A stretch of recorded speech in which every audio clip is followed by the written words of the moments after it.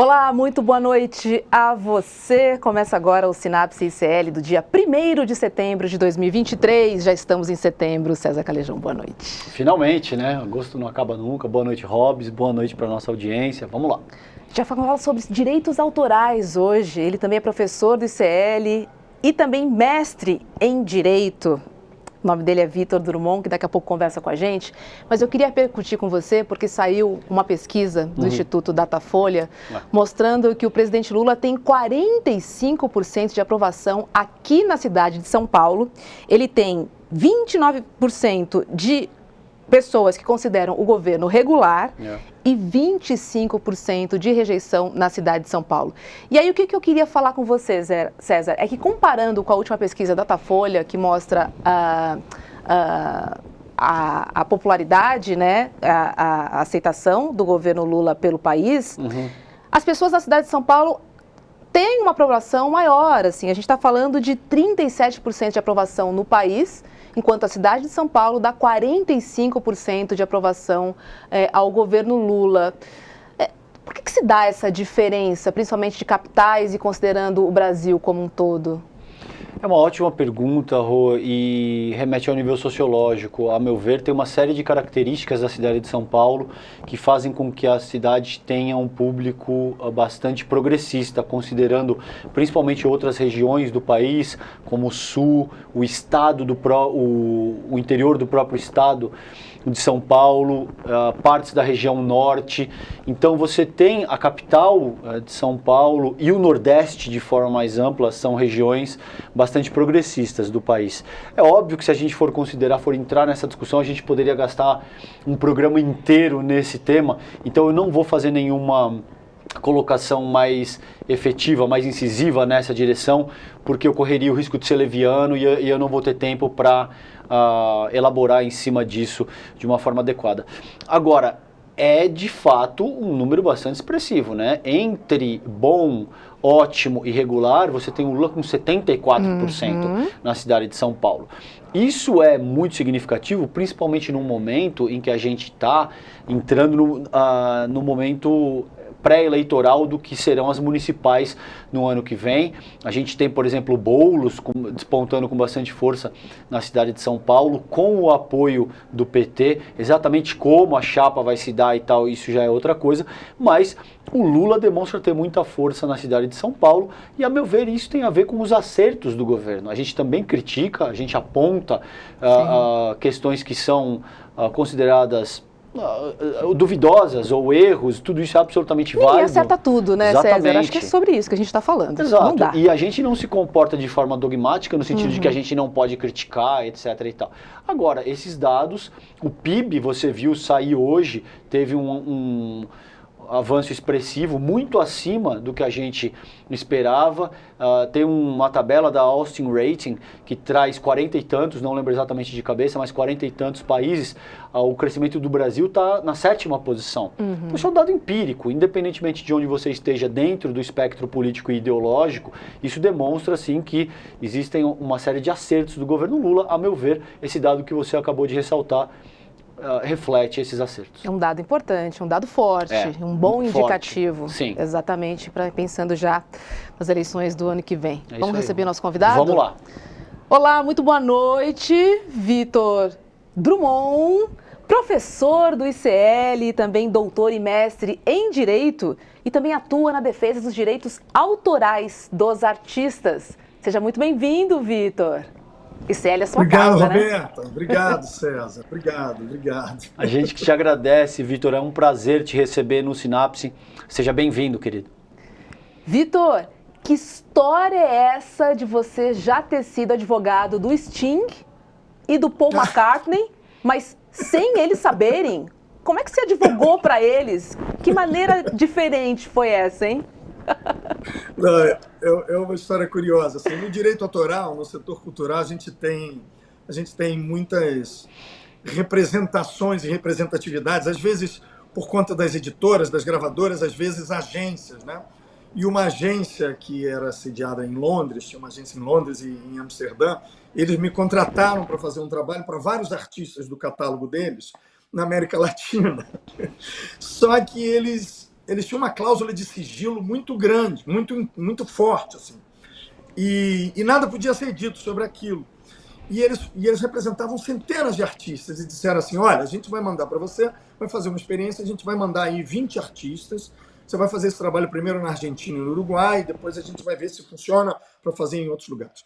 E não era assim, não eram grandes honorários, era uma coisa pequena, mas com um potencial grande.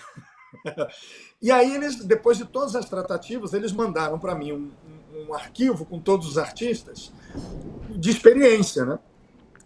E disseram, você guarda aí os mandatos, você tem a cópia dos passaportes, dos documentos todos, e você não pode dizer para ninguém que você é advogado, que você representa esses artistas. E aí chegou para mim, aí eu fui lá abrir e tal, comecei a abrir, começaram a aparecer uns artistas que eu relativamente conhecia. Depois apareceu o Robbie Williams, um artista de música muito conhecido na Inglaterra, né? Uhum. Aí apareceu a Amy Winehouse, que já era falecida, era o pai dela, representante dela. Apareceu uns meninos do One Direction e tal, e de repente o Sting, o Paul McCartney e tal. E aí eu liguei para eles e falei, olha, o trabalho não é lá muito bom, mas tudo bem, vamos fazer. Agora, se eu não puder contar para ninguém isso, não tem graça nenhuma, né, gente? Com certeza. Tô contigo, eu sou um Vitor. advogado do Paul McCartney, do Sting, da Amy Winehouse, né? Acabou que o negócio funcionou só a primeira parte, depois não. E aí eles mandaram uma mensagem, pediram para eu jogar fora os documentos. Olha, não deu certo, a gente já percebeu que não vai conseguir. Era uma gestão de direitos que estava muito além do que a gente poderia fazer nesse complicado mundo ali dos direitos autorais nesse momento. E aí foi isso. Eu fui não advogado, tá aí na lista dos fracassos pontuáveis. Não advogado do Paul McCartney, do Sting e de uma galera. Mas é uma boa história para contar, É com uma boa certeza. história. Fica a história. Vitor, a gente vai falar um pouco de novas tecnologias, você estuda bastante o tema, novas tecnologias, e vamos falar de inteligência artificial. Antes, eu quero fazer uma introdução com relação ao tema de uma forma um pouco mais ampla. Tem um livro do Ray Kurzweil que chama A Singularidade Está Próxima, no qual esse autor, ele é considerado, Hobbes, uma fera pelos principais inovadores de tecnologia, Bill Gates. Essa gente considera o Kurzweil como uma das pessoas mais capazes de prever o comportamento de novas tecnologias e de como é que o mundo, consequentemente, vai se configurar a partir dessas inovações. É o visionário do visionário. Isso, ótima definição. Tipo isso, né? E ele diz nesse livro, de uma forma, claro, é uma patola assim, de 700 páginas, mas o argumento central dele é que em algum momento da década de 2040, o nosso desenvolvimento vai ganhar um aspecto tão exponencial, desenvolvimento tecnológico, que a gente vai ser capaz de superar a nossa própria biologia. Em alguma medida isso já acontece quando você vê transplantes de coração e esse tipo de coisa que não existiam há 100, 150 anos, esse tipo de coisa, né?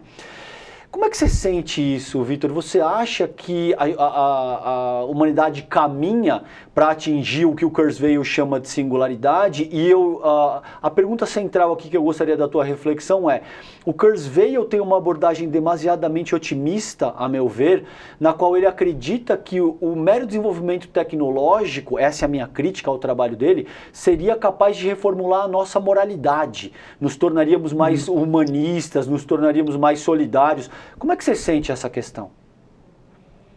Bom, eu estou mais com o seu ponto de vista, se é que eu entendi do seu ponto de vista, do que do dele em relação, digamos assim, a um otimismo decorrente do que a tecnologia pode nos permitir em comparação com as valorações morais, né, ou a discussão ética da sociedade. Eu acho que a tecnologia pode estar agora, por exemplo, nos colocando numa situação de importante reflexão sobre os valores que a gente pretende ter e buscar na nossa sociedade, não obstante o avanço tecnológico. Uhum. E aí, o Kurzweil, assim como outros pensadores, é interessante você começar por ele, ele é um sujeito que defende ou que estuda muito um conceito chamado transhumanismo, que é muito interessante, que a gente pode dizer que é algo entre a filosofia e a ciência, no sentido de que é uma complexidade de estudos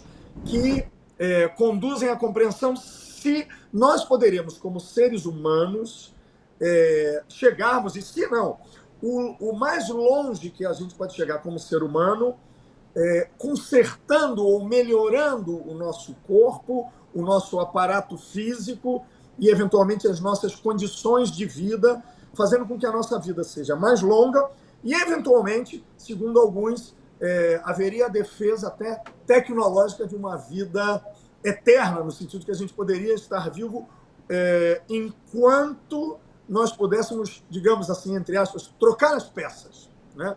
Então, o transhumanismo é uma ideia e essa coisa que traz a realidade que a gente conhece e a ficção de ciborgues e essa ideia, né, de ter elementos artificiais no corpo, não é uma ideia nova. Isso, por exemplo, foi escrito por um dramaturgo na década de 20 chamado Karel Čapek, que era tcheco e contemporâneo do Kafka, só que ele escrevia em tcheco e o Kafka escrevia em alemão. O Karel Čapek, ele foi quem, segundo ele dizia, o irmão dele inventou a palavra robô, que é robota, que no tcheco seria um trabalho escravizado, né, o trabalho forçado.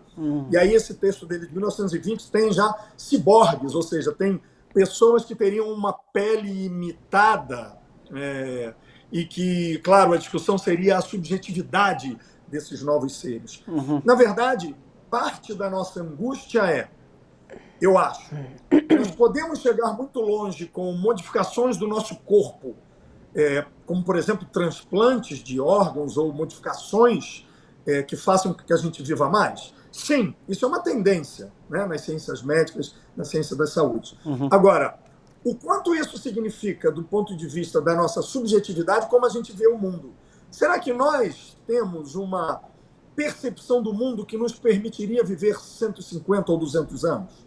Será que a nossa temporalidade existencial cabe em 200 anos? Será que nós queremos viver 200 anos? Não é? Ou, visto de outra forma, nós estamos acostumados a viver até, digamos, 80, 70 e tal anos. Cada vez a gente diz que a pessoa morre jovem quando ela morre mais velha, né? A gente vai dizer, morreu jovem, tinha muita possibilidade. Mas será que a gente quer ultrapassar os limites naturais? E em que sentido isso é razoável para a compreensão humana? Será que a gente não vai morrer de tédio nos nossos corpos? Será que a gente não vai se submeter a situações que, de repente, não fazem sentido para nós? É uma pergunta que eu devolvo um pouco para todos nós, para a gente ter. Agora, só terminando essa ideia inicial, eu acho que o transhumanismo, inteligência artificial, todos esses conceitos que trazem a ciência, digamos assim, para dentro do nosso corpo e para dentro das nossas mentes, porque geram reflexões, elas precisam ser objeto de reflexão filosófica e da nossa posição no mundo. O que nós queremos como sociedade, para onde nós pretendemos caminhar e, para isso, o que devemos fazer e como devemos nos comportar. Parece que essas coisas são etéreas e abstratas e não são. Eu, particularmente, não acho que eu teria o desejo de viver 200 anos. Nem eu. Mas é uma reflexão que eu tenho aí 150 para pensar. Muito bom, Vitor. 200, não consigo, não consigo. Muito longe para mim.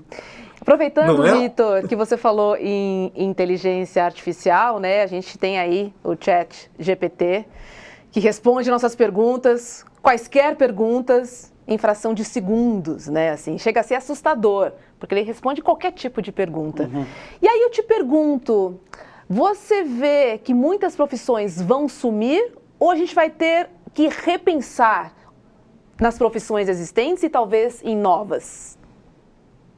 Então, tudo isso, essas perguntas elas não são excludentes, né? Começando pela questão das profissões, que eu acho muito relevante, mas eu acho que ainda talvez menos relevante do que outras coisas que eu queria dizer. Vamos pensar aqui.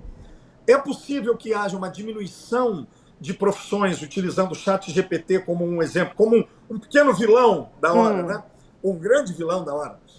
Ele pode fazer com que determinadas pessoas deixem de ter trabalho, porque ele vai facilitar alguns trabalhos? Pode. Mas o fato é o seguinte, Isso se conecta com o que a gente falou antes. O que a gente deseja? Será que a gente deseja só um mundo corporativo em que a gente tem uma produtividade que, na verdade, nos sufoca e faz com que a gente tenha que atender a demandas capitalistas insanas e insensatas a todo momento e, portanto, precisamos produzir mais, inclusive textos, a todo momento, mesmo que eles não sejam tão bons ou mesmo que eles não sejam escritos por seres humanos exclusivamente com grandes... porque eles teriam grandes ferramentas que ajudariam. Essa é a grande reflexão que eu acho, assim, uma das grandes reflexões. Vamos pensar, roteiristas, escritores, autores, jornalistas poderão ser 100% absolutamente substituídos por ferramentas como o ChatGPT? Agora não. E, para mim, sempre parece que haverá o espaço do humano, nem que seja para trazer a compreensão do mundo, a interpretação do mundo, para que possa ser tratada por essas ferramentas. Mas eu tenho uma preocupação, e eu estou me falando exclusivamente sobre ferramentas como o ChatGPT. Vejam, eu sou um professor de Direito, e a gente sabe, professor no mestrado, no doutorado, a gente tem muitos desafios, desde a graduação e até esses níveis, para que as pessoas tenham interesse em fazer as pesquisas científicas. E no direito, pesquisa científica, a maior parte das vezes, é revisão bibliográfica. É entender o que foi dito, compreender se faz sentido, escrever novos pontos e ir seguindo, fazendo another brick in the wall, um novo tijolinho. Né? É assim que a ciência evolui. No direito, ela talvez seja mais simples do que em outras áreas, como as chamadas ciências, né? Assim, ciências de alta tecnologia. Mas veja, se os alunos, os estudantes, vão deixar de trazer um tijolinho, que é a parte que lhes cabe como cientistas, como pesquisadores, então para que eles vão pesquisar? Porque a pesquisa e a ciência significa o resultado, mas também ter pessoas melhores porque estão pesquisando. Então, não é só o final, é também o caminho. Se a gente tem pesquisadores que são copiadores, nós temos piores pesquisadores. Isso é fato. E aí, também sobre a questão das escritas, eu acho que depois a gente pode falar sobre o impacto da inteligência artificial em outras áreas, e como eu também vejo genericamente, mas sobre o ChatGPT também, vejam, eu sou um escritor, eu quero escrever, eu quero resultado bom, eu quero escrever uma boa peça de teatro, um bom poema, um bom conto, eu quero dividir com as pessoas, eu quero ter a esperança e a ilusão de que eu sou um bom escritor, claro, mas eu preciso passar pelo caminho. E aí eu sempre cito Antônio Machado, poeta espanhol, com a frase dele lapidar, que é o caminante não é caminho, se hace camino al andar. Do que adianta ser escritor se eu não tenho a alegria, a vontade, o desejo, o tesão e o meu movimento, a minha percepção do mundo como escritor? Eu vou perder a minha emoção como escritor, aquilo que me conecta com o mundo? Se a gente perde a nossa conexão com o mundo e aí a gente amplia o nosso debate, além do ChatGPT, para outras ferramentas que permitem atalhos criativos, se a gente perde a nossa conexão com o mundo, todos nós que somos criadores efetivos ou em potencial, perdemos parte da nossa humanidade. E isso não são somente os artistas que nós vemos na TV, os escritores que nós lemos, mas são todas as pessoas. E tem mais. Algo mais que eu queria agregar para vocês. Uma ferramenta como o ChatGPT trabalha com um repertório alimentado previamente. Ou seja, ChatGPT e os que trabalham com artes plásticas e etc. Toda uma quantidade de dados é colocado nessa ferramenta para que essa ferramenta possa criar, sei lá, uma revoada de pássaros à moda de Van Gogh. Então ele vai trazer uma ilustração, uma arte cibernética que é a moda de Van Gogh, é o estilo de Van Gogh. Ou, digamos, uma letra de pagode à moda de Guimarães Rosa. Vai, para fazer uma coisa, fazer uma conexão que é inusitada. Ele vai trazer isso. Mas vejam, ele não vai ser um Van Gogh novo. O Van Gogh é o genial, o Guimarães Rosa é o genial. E isso me traz uma preocupação. O que eu vejo nas ferramentas é que, como elas são alimentadas pelo que está posto previamente, ela tem o potencial de matar o artista e o criador médio. E, na verdade, a gente não precisa estar sempre diante do artista ou do criador genial. num sentido que nós atribuímos aí a genialidade, seja do século XVIII, lá, ou qualquer uma genialidade, seja lá como a gente pensa o que isso significa. A gente mata o potencial do artista e do criador médio, do escritor médio. Todas essas ferramentas têm esse potencial. E isso é muito ruim para nós, porque, como sociedade, a gente afasta da possibilidade criativa muita gente que vive dela e, no fundo, todos nós, que somos medianos, a não ser que alguém no público esteja pensando, eu não, eu sou genial e nunca irá me alcançar e tal, essa ferramenta. Também pode acontecer isso. Mas, enfim, eu acho que isso é uma questão que me traz muita preocupação. E nós não precisamos só escutar artistas geniais, assistir filmes geniais, ler livros geniais. A gente pode querer algo que não seja genial. E eu posso apontar para vocês. A maior parte da arte, digamos assim, do entretenimento que a gente, vou usar uma palavra que eu não gosto muito, mas que a gente consome, não necessariamente é genial. Porque a gente precisa do descanso, a gente precisa do espaço, a gente precisa das pausas. Né? Coisa que é difícil de eu dar aqui para vocês, até peço desculpa. Imagina, querido, tá brilhante ótimo, a tua tá fala, ótimo. Concordo com o gênero, número e grau de tudo que você disse, a gente precisa de uma certa leveza, não dá para, de fato, esperar que você tenha coisas brilhantes e geniais, no sentido que a gente está atribuindo a esses termos aqui o tempo todo. Brilhante a tua fala. Não, e só adicionando, Vitor, é que a internet permite que você encontre qualquer coisa, em qualquer grau, em qualquer perfil. Né? E aí, quando a gente fala de excluir uma parte, a gente está indo contra tudo que a internet provém para a gente, que é essa liberdade de ter tudo, né? Do pequeno ao grande, porque senão eu volto para a massificação, só o grande chega, né? E a internet é exatamente o inverso a isso tudo.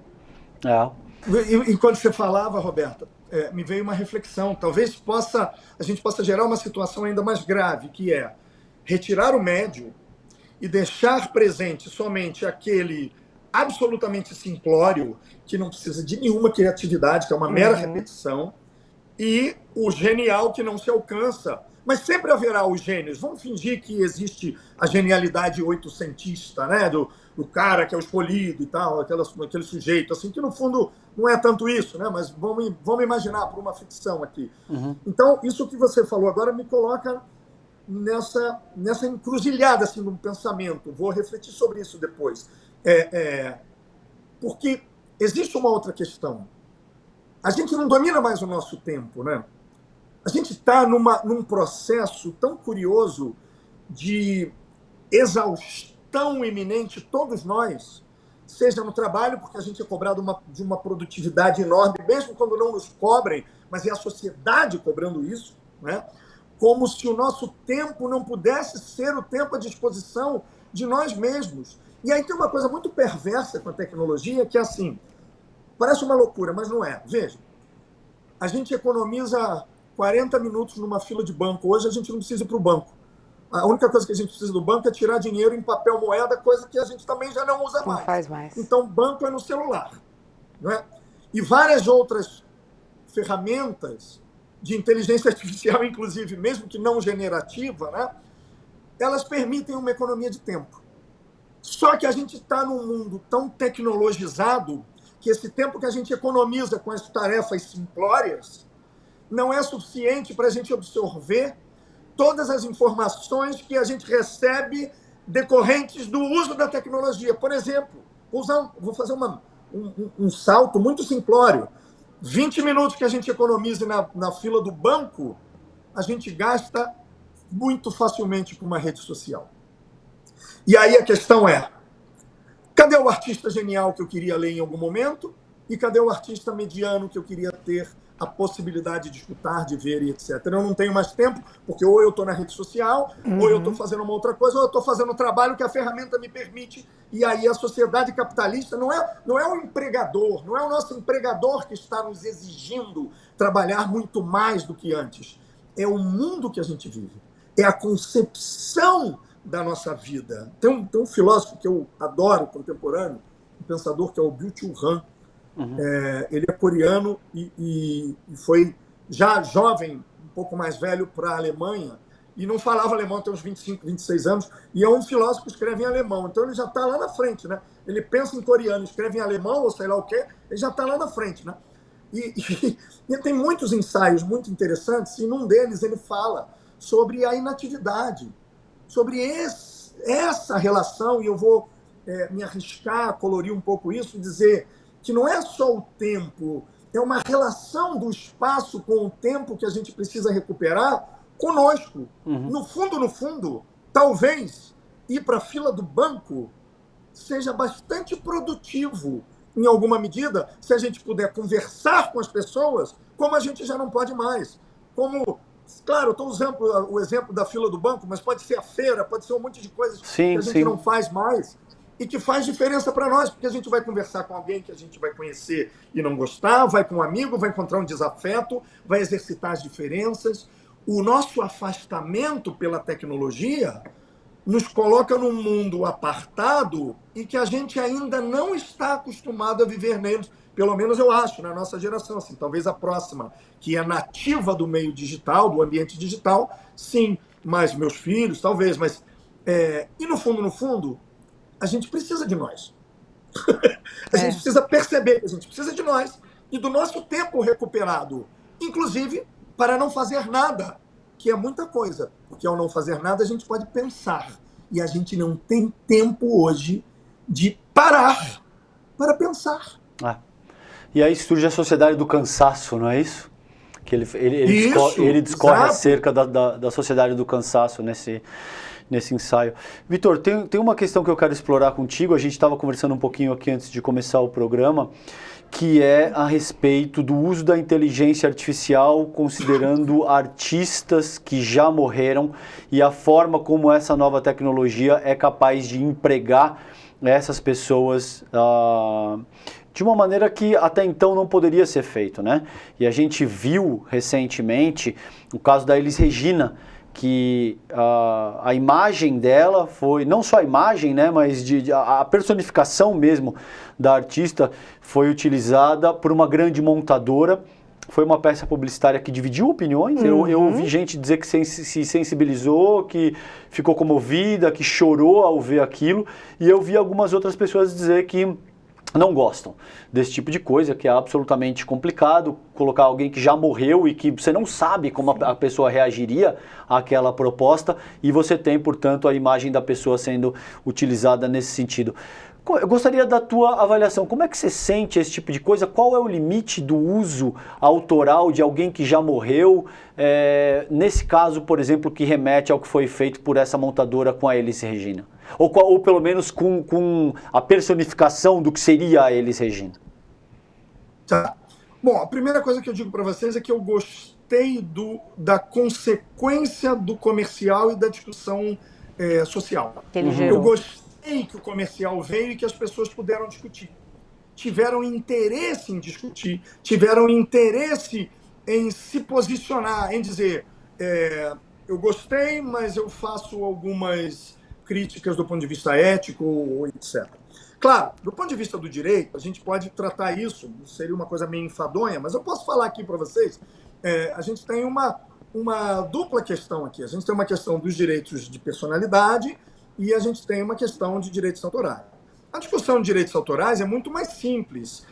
Os titulares da obra musical e da interpretação poderiam e sim autorizaram, né? Então, assim, a editora musical que cuida dos direitos da música, certamente aqueles que têm os direitos do compositor, do Belchior. E eu sei, assim, tenho a informação, como todos nós, assim, que os filhos da Elis Regina também autorizaram do ponto de vista autoral. E, claro, também autorizaram do ponto de vista da imagem, que é algo vinculado aos direitos da personalidade e que está lá protegido, digamos, a imagem, né, e a honra, etc., estão protegidos constitucionalmente, mas no Código Civil. Então, essa possibilidade de fato, uma possibilidade jurídica que está nas mãos dos sucessores, né? Mas, veja, eu acho que o que as pessoas trouxeram me parece que foi uma outra coisa. Foi, assim, uma certa ofensa pessoal pelo fato de que alguém que elas gostam e que é um personagem da vida pública e alguém que tem entre muitas aspas, uma vida pública, né? Uma artista, que essa pessoa poderia estar no lugar que o público não gostou de ver, né? Muita gente questionou isso, né? E isso já é uma questão mais delicada, porque a gente precisa entender que antes da pessoa ter uma posição, que é uma posição perante o público, ela é um sujeito, né? E esse sujeito tem o direito de fazer o que bem entender com a vida dela, né? Com a sua própria vida. O que aconteceu como consequência, o que gerou essa discussão é que a pessoa não está mais aqui. Assim, ressuscitaram Elis, Vitor, ressuscitaram Elis, né? Ressuscitaram ela, assim. Então, eu acho que isso foi uma questão que gerou alguma polêmica por essa razão, né? Porque algumas pessoas se sentiram pessoalmente ofendidas, assim. Não sei se faz sentido, mas isso é uma questão da subjetividade. Eu dizer que uma pessoa não se sente ofendida com algo não significa nada. Quem sabe é essa pessoa. Não sou eu que sou o detentor da ofensa ou da consequência da ofensa alheia. Agora, uma coisa que também foi interessante foi que houve uma discussão no CONAR, né, no Conselho que cuida, né, da regulamentação da publicidade, etc. E na decisão do CONAR tem uma coisa que foi muito curiosa, tem um apontamento que foi muito curioso, que lá na decisão o que se diz é que o uso da ferramenta da inteligência artificial, nesse caso, não foi suficiente para confundir o público. Em alguma medida é isso que está dito. Tá? Eu não estou lendo literalmente aqui, se eu estiver um pouquinho equivocado, eu peço desculpa, né? Advogado tem que fazer sempre a ressalva, mas é basicamente isso. A decisão aponta que, como não haveria uma confusão de fato, essa discussão teria que ser afastada. Claro, há outros argumentos. E isso foi uma das coisas que mais me chamou a atenção. Vamos pensar, fazer o raciocínio contrário, né? A contrário senso, como a gente diz no direito, para ficar elegante. Vejam, e se o uso for suficiente para confundir? Nesse caso, nós nos importaremos com esse uso? Eu acho que é aí que a gente começa a ter a nossa discussão. Se é um uso que vai fazer com que a substituição do criativo é tamanha que tanto o criador quanto a percepção daquele que vai receber a criação estão modificadas, fazendo com que não importe mais a criação humana, eu acho que nesse caso a gente estará em apuros. Esse é o meu ponto. Pois é, fiquei pensando aqui, Vitor. Vai chegar um momento que a gente não vai saber se foi criado por um ser humano ou pela tecnologia, né? Queria trazer aqui uma agência de publicidade, por exemplo. O setor de criação é o coração de uma agência de publicidade, né? Lá as pessoas ganham bem, os melhores salários, porque as ideias saem dali, do ser humano. Isso aí, se a gente pensar que vai chegar um momento em que tudo se mistura, onde entra a criação artística? E adiciono mais, Vitor. Será que não vai ficar tudo muito genérico, uma vez que a inteligência artificial é alimentada por dados que são imputados por uma pessoa, por alguém?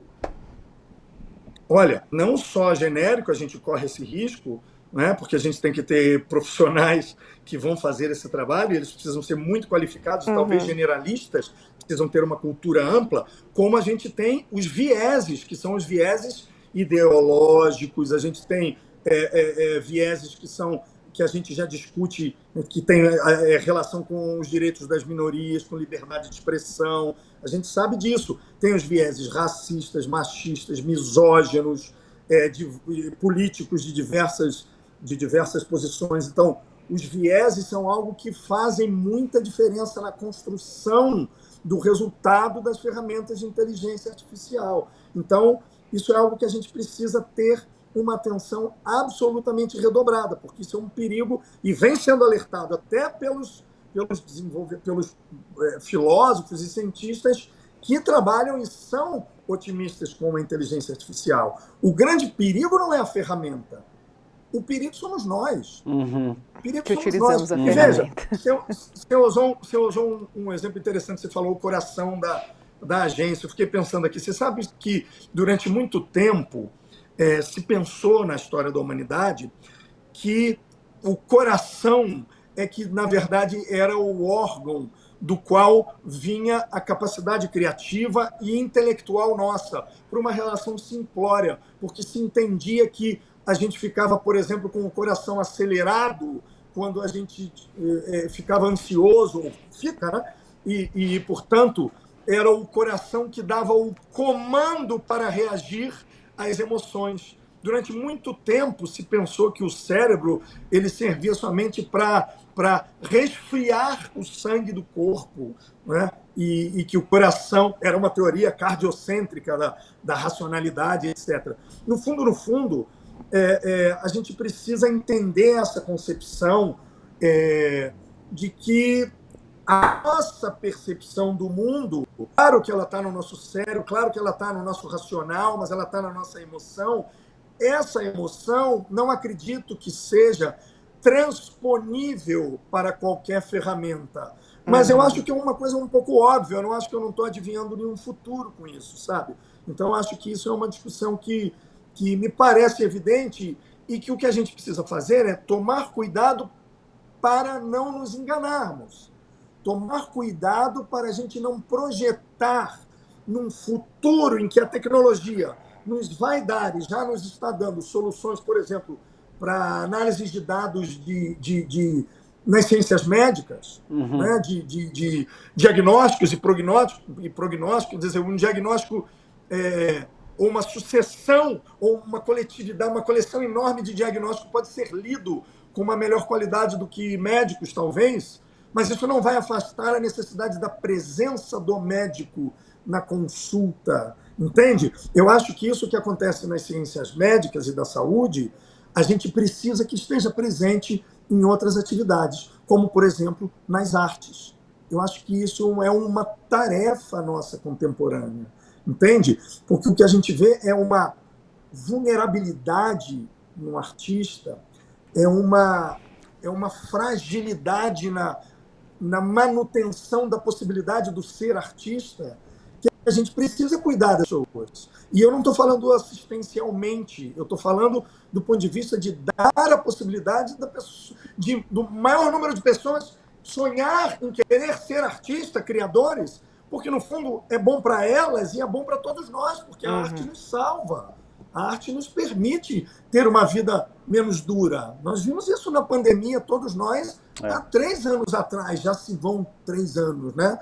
E um pouco menos. E é uma coisa absolutamente incrível, como pessoas ainda têm a disfarçatez de acusar os artistas, os criadores, de pessoas preguiçosas ou inativas. Isso é uma concepção muito equivocada, né?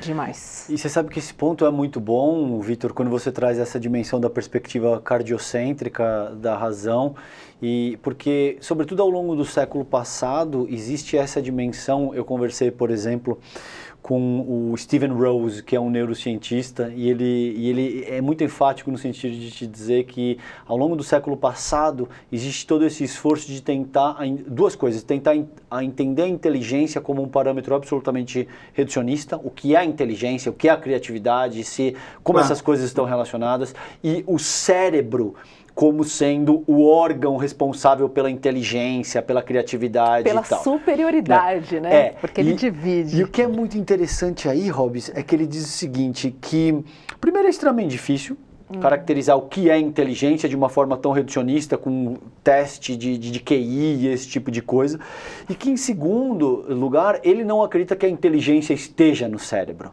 E quem diz algo muito parecido é o José Martí, o revolucionário pensador cubano que dá o nome do Instituto Conhecimento Liberta, inclusive. Ele diz que a inteligência está em nós. mas ela não é nossa, porque ela é uma construção social, tem todo um raciocínio que parte de uma dimensão mais da psicologia marxista e esse tipo de coisa.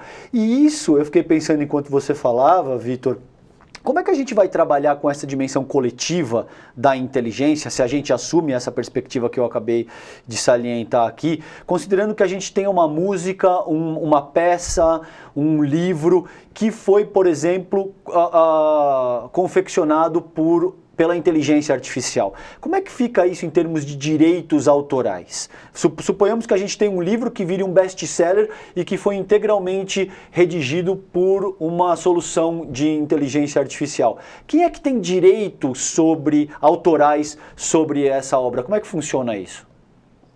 Tá.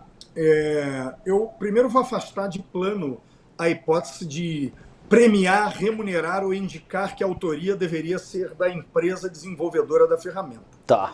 E aí tem uma metáfora que eu tenho usado agora constantemente, que seria a mesma coisa que a gente dizer que um piano Essenfelder ou Fritz Dobert fosse o compositor das obras de Chiquinha Gonzaga, de Beethoven, ou de qualquer compositor que sentasse e tocasse ali as suas obras. Claro que eu estou forçando a barra, esticando a corda para fazer uma metáfora, é evidente.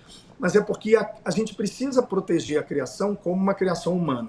A gente está nesse debate que você acabou de colocar, César.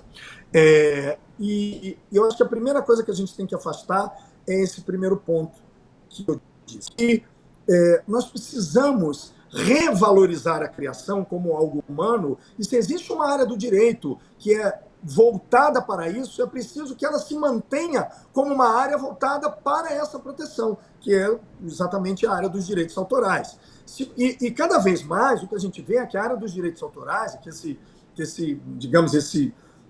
sistema, esse universo, esse conjunto de institutos, né, ele parece que vai sofrendo uma fragilidade tamanha que quem menos é protegido, ao fim e ao cabo, são os criadores, são os intérpretes, são os autores. Uhum. Então, eu tenho 25 anos que eu trabalho nessa área.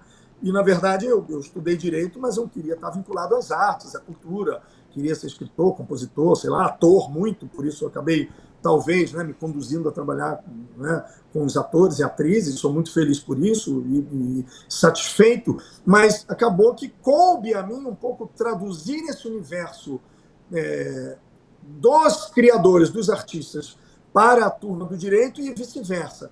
E o que eu constato cada vez mais é que, no caso dos direitos autorais, eles muitas vezes parecem desconectados com a realidade fática. Então, a gente tem situações muito curiosas de processos ativos e circunstâncias em que a criação está presente e que a gente precisa de uma arquitetura elaborada para entender a aplicabilidade na lei, entende?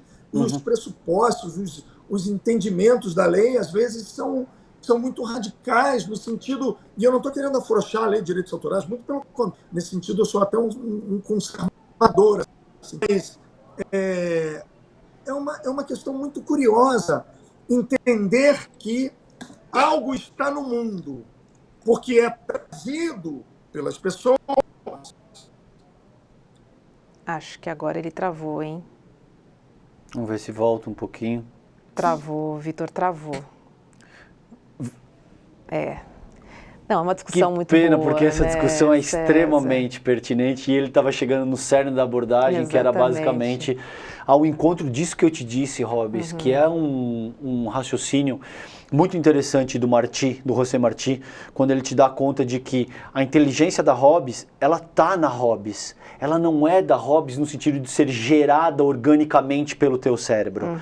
E ao longo, muito interessante quando ele te diz dessa perspectiva cardiocêntrica da razão, por que os reis medievais arrancavam o coração, por exemplo, entende? E a gente vem entendendo esse processo ao longo do nosso desenvolvimento para chegar a um ponto do século passado no qual basicamente entendia-se que a inteligência era uma propriedade do cérebro. E isso implica uma série de consequências que vão, por exemplo, da medicalização excessiva, Porque quando uma criança apresenta, por exemplo, um transtorno de déficit de atenção, hiperatividade, etc. e tal, entende-se que aquele cérebro está com um problema. Sim. E, portanto... Ser orgânico, né? Uma questão orgânica. Isso, exatamente. Sim. E, portanto, precisa ser trabalhado com medicação e você acaba negligenciando os aspectos societários, todo aquele entorno que compõe a densidade disso que a gente está trabalhando e que o Vitor estava abordando de forma brilhante na fala dele. Vamos ver se ele consegue voltar nos minutos, 15 minutos que a gente, 10 minutos finais que a gente tem aqui do programa. Mas, de qualquer forma, uma conversa muito produtiva, muito interessante com o Vitor. Eu gostei demais das proposições que ele fez aqui, muito interessante mesmo. Acho que é um tema que nos interessa muito, né? Porque a gente está vivendo esse momento, né? Uma tecnologia que não tem regulamentação ainda, então todo mundo está fazendo o que acha que deve fazer, da sua maneira, né? Algumas pessoas estão se sentindo impactadas, como a gente viu, né, a conversa que foi gerada depois daquela propaganda da Elis Regina. Algumas pessoas perdendo o emprego, a gente viu a greve, né, dos autores e também dos roteiristas nos Estados Unidos, porque a inteligência artificial já estava fazendo os roteiros. Né, e eles perderiam os seus cargos, os seus empregos. Quer dizer, a gente vive um processo, a gente está construindo, né? Acho que eu lembrei muito de quando começou a internet, que a gente não sabe o que era, vamos fazer aqui, vamos por aqui, não sei o quê. É um lugar que você tem todo tipo de informação que você pode manipular da maneira que você quiser. E aí a gente tem que entender, precisamos de limites, né? Precisamos estruturar. Oi, Vitor. Conseguimos. Deu um trabalhinho, mas eu acho que vamos tentar concluir, né? Vai lá, Boa, vai lá, querido. vai lá. Recapitula o teu raciocínio porque estava maravilhoso. Vamos lá. Me ajuda aqui. Eu acho que eu vou pegar de um ponto que eu acho que é relevante para nós. Assim. Eu tenho visto, e eu tenho usado uma palavra insistentemente, eu tenho visto no processo criativo e a discussão com a inteligência artificial, eu tenho visto uma vulnerabilidade do criador, do artista, e do intérprete, do autor. E essa vulnerabilidade não é somente atribuível à inteligência artificial ou ao fato da inteligência artificial estar em moda, né?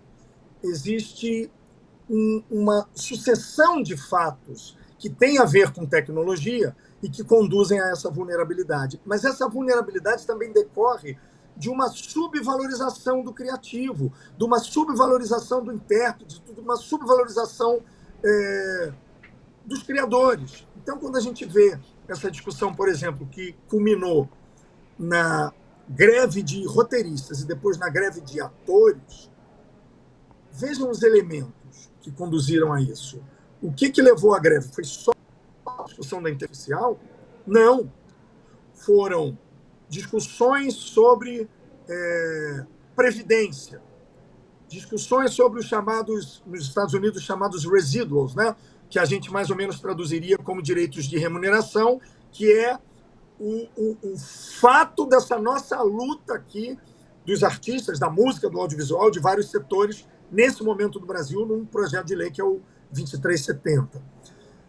A discussão do streaming é uma nova forma, mas não é meramente uma nova forma de exploração comercial das obras.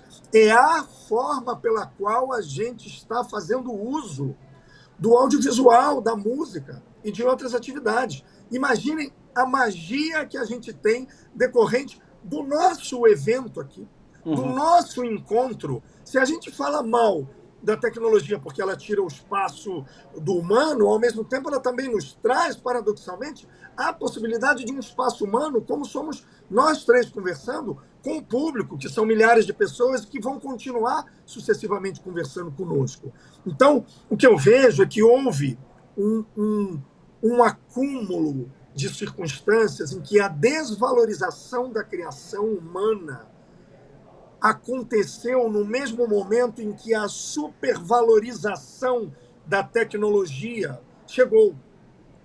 Entende? Então, essa dupla concepção gerou uma enorme desvalorização nos criadores e porque também potencializou novos criadores e alguns que não são muito criativos, assim, muitos influencers que também não têm criatividade, só repetem coisas, etc., mas que jogam um papel na sociedade. E aí, olha que coisa interessante.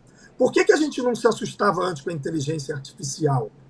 Não é só porque ela não ocupava os espaços de trabalho, ou os postos de trabalho. É porque ela não trazia para nós a inteligência artificial generativa, essa que possibilita o exercício das criações e o resultado com auxílio das ferramentas, que transforma ali as redes neurais, que artificializa redes neurais, mas aí já é uma questão muito técnica. Por que a gente não se assustava antes? Porque a gente não se via tendo um espaço ocupado como pessoas criativas. E por que assusta todo mundo? Porque todos somos criativos. Isso não é uma exclusividade artística. Todos somos criativos. Aí, quando a gente vê uma ferramenta escrevendo um texto e nos substituindo, isso nos assusta. Nos assusta porque também a gente tinha uma ideia, olha que interessante, a gente tinha a ideia de que o mal tecnológico vinha na forma humana. Seriam humanoides. Outro dia eu participei de um debate parecido com esse, e os jornalistas falaram, enfim, defendiam o ponto de vista de que, sim, de que os robôs seriam humanoides, etc., e que o sujeito que nos ocuparia esse espaço ético e tal seria humanoide. E eu acho que não, imagina, é só a gente pensar coisas simplórias. Pega um exemplo simples. Por que a gente vai fazer um robô em formato humano na lavoura? Para ele ter as dificuldades do ser humano, do corpo do ser humano. Claro que os robôs, é muito mais fácil eles terem formatos de outros animais que, em algumas circunstâncias, tenham um aparato natural mais voltado para isso, né? Mas, enfim, eu acho que a gente está numa encruzilhada que a gente precisa, e eu vou insistir nisso durante muito tempo, discutir a valoração ética. Que sociedade nós queremos em decorrência da inteligência artificial? Generativa, sobretudo, que é essa que pode ocupar parte dos nossos espaços. Aí, só concluindo essa coisa lá da greve e tudo mais, e aí eu acho que a gente propõe para vocês, se vocês acharem razoável, que a gente leve esse tema, que a gente traga aqui esse tema para a gente conversar mais. Ele está muito na ordem do dia, né? A gente acabou falando muito da inteligência artificial, mas a discussão dos direitos autorais ela está explodindo, né? E a cada dia a gente tem novidades, né? Mas eu queria pelo menos falar um pouquinho sobre isso para vocês. Essa vulnerabilidade que a gente vê nos artistas, ela está presente nas relações empresariais com os artistas. Vejam, artistas que não conseguem negociar seus próprios contratos estão numa posição de absoluta inferioridade. Isso é o que acontece. No caso do audiovisual, eu posso cravar isso para vocês, e eu tomo o cuidado de falar em nome da coletividade de atores e atrizes, porque eu represento uma instituição, e então tenho uma fala assim, nesse sentido institucional, não quero tomar o espaço de todos os outros. É muito difícil você falar por uma coletividade, mas nessa experiência em relação aos atores e atrizes, e eu até estendo aos outros criadores do audiovisual, a gente tem imposições contratuais, a gente tem circunstâncias que são de aceitação de contrato. Tem uma grande atriz, amiga minha, espanhola, faleceu no ano passado, a Pilar Bardem, que é a mãe do Javier Bardem, uma figura também muito atuante nesse cenário, que ela dizia para mim e para todos nós, a primeira coisa que um artista faz quando chega um papel para ele é aceitar. Depois é saber qual é o personagem. E aí, vejam, a gente pega esses artistas que não têm condição negocial, e o que eles estão tentando fazer agora? E aí eu faço parte desse grupo, junto de centenas, milhares de pessoas. Modificar a lei para que haja uma possibilidade de fala na criação legislativa. No meio ambiente, né? no ambiente digital, não é possível que não se permita um pagamento, uma remuneração pelo trabalho dos artistas, se ela é a grande forma hoje de expansão e de utilização das obras. Sim. Então é totalmente equivocado. Se o artista não pode negociar no contrato, cabe a ele tentar modificar a lei. Mas aí tem que lhe ser permitido modificar a lei, senão Sim. ele está absolutamente numa situação de vulnerabilidade. E eu acho que essa vulnerabilidade é tamanha que eu tenho desenvolvido uma tese de que me aproximando da ideia de que os criadores e os autores, intérpretes, eles são, do ponto de vista do direito, uma nova minoria. Não uma nova minoria, porque não são novos. Nova minoria no sentido de que eu queria atribuir agora algo que ainda não foi atribuído, que é essa condição de diferença tamanha no direito que não há possibilidade nenhuma sem você estabelecer condições que equilibrem isso. Vulnerabilidade, eu estava estudando esses dias a semântica e a história. O vulnerável é aquele, vulnus, que vem do latim, é aquele que pode ser ferido. Olha que interessante. Vulnus é o que... vulnus, na verdade, é o ferível, né? A etimologia do termo. É o que pode algo. Então, vulnerável é aquele que pode ser ferido. A vulnerabilidade é a condição daquele que pode ser ferido a todo tempo. Né? E a gente está nessa situação. Desculpem se eu falei demais sobre isso. Imagina. Não, Vitor, tranquilo. Tá ótimo, Vitor, imagina. Eu só queria fazer uma pergunta sobre direitos autorais na internet, porque a gente viu recentemente vários artistas em Brasília, né? Marisa Monte, Caetano Veloso, Antônio Fagundes.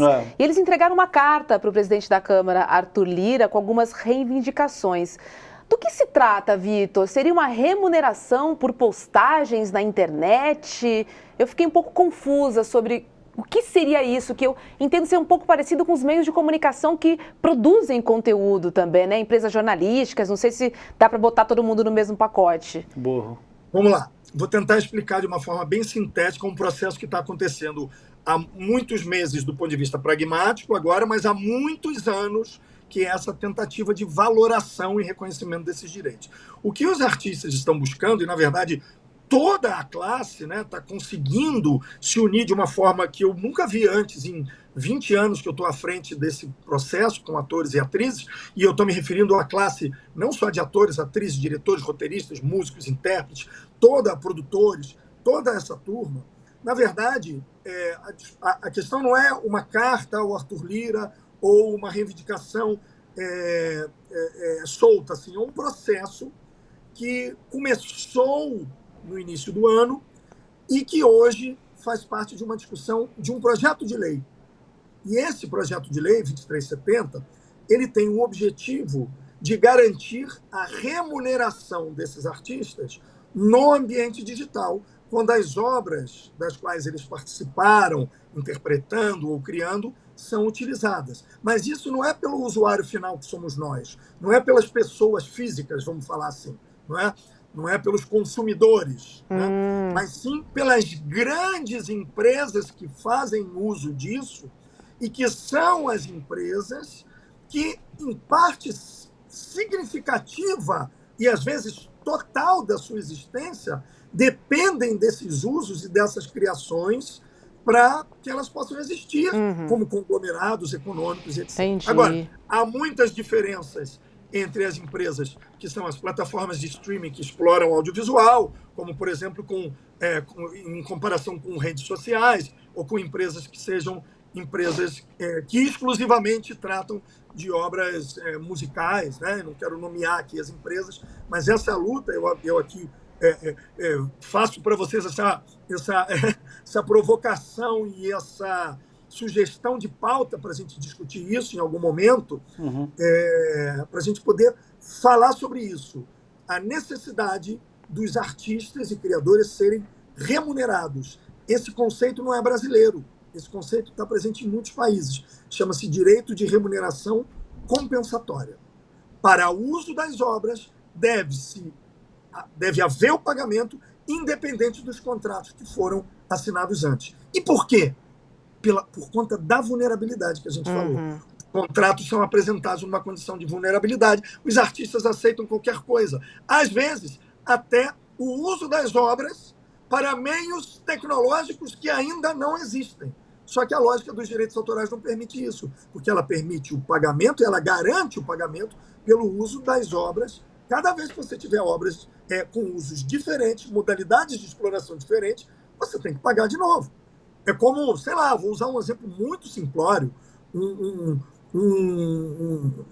autor de livros, ele vai receber de acordo com com a venda dos exemplares. Eu estou sendo muito simplório nessa comparação e meus colegas depois vão me detonar, mas não tem problema. O que importa é a gente tentar comunicar. E, então, os artistas do audiovisual e da música assinaram contratos quando essa forma de utilizar não era a forma de utilizar que virou hoje. Uhum. E eles atualização fizeram já, né? todos os usos, muitos, sem haver a remuneração indicada. Então, hoje, existe uma diferença absoluta. E tem gente que precisa disso para sobreviver. E essa é a luta. Esse é o projeto. Acreditamos. Vitor Drummond, obrigada. Sextou, um ótimo final de semana para você. Foi ótima aula, como todos os dias aqui no ICL. E esse é um assunto que a gente está em constante atualização, né? Então, a cada dia que a gente conversa sobre esse tema, surgem novas demandas e a gente vai entendendo porque estamos construindo juntos, né, esse futuro que já é hoje, né? Já começou, já é hoje, verdade. Já chegou, Roberto, César, obrigado. Eu sou um fã declarado do ICL, amei fazer o curso de direitos autorais. Aliás, quem estiver assistindo, depois vai lá. Quem ainda não tem que ser assinante do ICL. Isso. E tem que ser assinante do ICL, que é aquele que dá a possibilidade de alguém que não tem condição ser assinante também. É isso. Solidário. Aí. Do plano, mas é solidário. Isso, pessoal. É o solidário. Tem que ser assim, porque assim você garante conhecimento para outras pessoas que não têm condição. Amo essa casa. Obrigado, Roberto. Obrigado, César. Uma alegria. Me chamem sempre, que eu vou aceitar sempre. Vou visitar vocês aí já no Obrigado, querido. Fechado, maravilhosa Vitor. Conversa. Um beijo. Boa sexta-feira para ti. Bom fim de semana. Vocês também. Beijo. Grande. Tchau, tchau. É isso, né? Muito legal. Muito bom, né? Muito, muito legal, assim. E o mais legal é que cada dia é um tema diferente. Então a gente tem, né, tratado sobre tantos assuntos, né, diferentes. Sabe que toda noite você vai ter que lidar com esse nível de complexidade e material que te enriquece, você aprende coisas novas. Apresentar o programa é muito bom por causa disso. Espero que a gente seja capaz de transmitir isso para a nossa audiência, porque a gente se diverte fazendo. A gente aprende muito, né, Robs, fazendo esse programa. É uma maravilha, muito satisfeito. Hoje é o nosso 10º programa. Uau. É o fim da nossa 2ª semana. Nossa, é um bebê. Deixa eu lembrar a programação de segunda-feira, depois do final de semana de sol, que a gente vai aproveitar e se divertir. Boa. Então, a segunda-feira começa às 7 da manhã, com Leandro Demore e o seu Desperta, das 7 às 8 da manhã. Análise das principais notícias do dia com esse cara aqui, ó. E logo depois tem ICL Notícias, primeira edição, com Vivian Mesquita, Eduardo Moreira e também William De Luca. E olha só, gente, que bacana. Ontem teve aula magna com a filósofa Marilena Chauí. E para você que perdeu, porque ela foi vista por mais de quase 160 mil pessoas. Olha que sucesso, César, absoluto. muita gente. Mas, se você perdeu, estamos liberando o replay até domingo. Só até domingo. Então, tá aí um bom programa para o seu final de semana. É só acessar icl.com.br/aula. É isso aí. Corre lá, não pode perder não. Corre lá, é só até domingo. Sextou? Sextou, querida. Segunda a gente se encontra às 7h30 da noite aqui no Sinapse. Divirtam-se, descansem. E é isso, né? É isso. Bom final de semana para todo mundo. Até segunda-feira. Beijo, gente. Fiquem bem. Tchau, tchau. Meus amigos, minhas amigas, que aula deu a Marilena Chauí, essa que é uma das maiores professoras do Brasil e do mundo, uma das maiores intelectuais do Brasil e do mundo, para toda a comunidade ICL. Uma aula gratuita, uma aula aberta e que nos trouxe o tema Para que Filosofia? Que é uma notícia muito boa, a aula que não ia ter replay, tanta gente pediu que a gente resolveu liberar o replay da aula por pouquíssimo tempo. Aliás, está acabando o tempo. Mas se você quiser assistir, é só clicar no link que vai estar aqui junto com esse vídeo e curtir esse que foi um momento histórico aqui pra gente. No final da aula, a gente preparou umas surpresas, uns presentes também, que eu acho que você vai gostar demais. E uma chance de você poder fazer parte da comunidade ICL, que é essa comunidade que traz aulas incríveis como essa da professora Marilena Chauí. Fica até o final que você vai entender o que eu estou falando. Um abraço e boa aula!